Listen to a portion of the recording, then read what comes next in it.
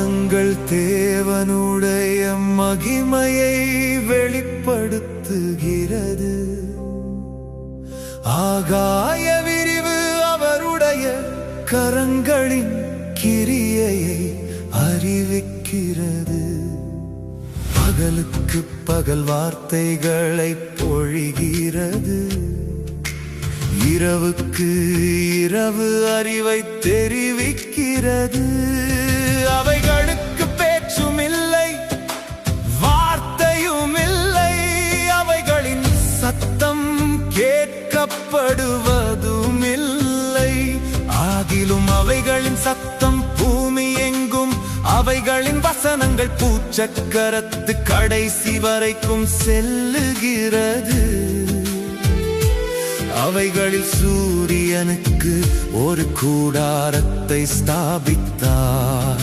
அது தன் மணவரையில் இருந்து புறப்படுகிற மணவாளனை போல் இருந்து, பராக்கிரமசாலியை போல் தன் பாதையில் ஓட மகிழ்ச்சியாயிருக்கிறது. அது வானங்களின் ஒரு முனையில் இருந்து புறப்பட்டு அவைகளின் மறுமுனை வரைக்கும் சுற்றியோடுகிறது.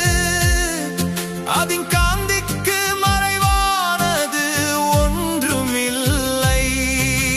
கர்த்தருடைய வேதம் குறைவற்றதும் ஆத்துமாவை உயிர்ப்பிக்கிறதுமாயிருக்கிறது.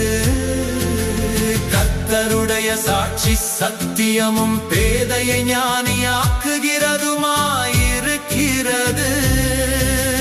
கர்த்தருடைய நியாயங்கள் செம்மையும் இருதயத்தை சந்தோஷிப்பிக்கிறதுமாயிருக்கிறது.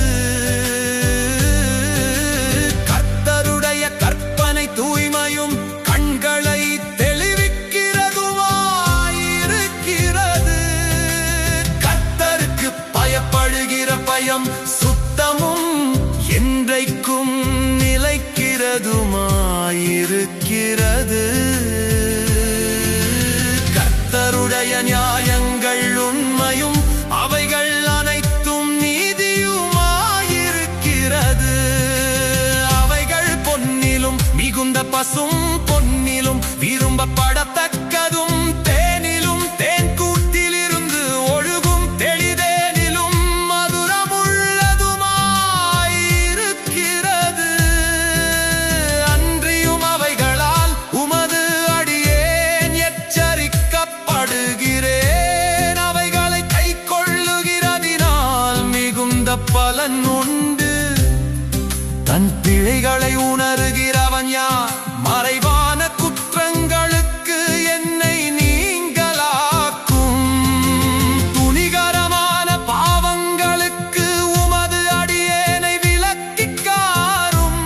அவைகள் என்னை ஆண்டு கொள்ள ஒட்டாதிரும். அப்பொழுது நான் உத்தமனாகி பெரும் பாதகத்துக்கு நீங்களாயிருப்பேன். என் கன்மலையும் என் மீட்பருமாகிய கர்த்தாவே, என் வாயின் வார்த்தைகளும் என் இருதயத்தின் தியானமும் உமது சமூகத்தில் பிரீதியாயிருப்பதாக.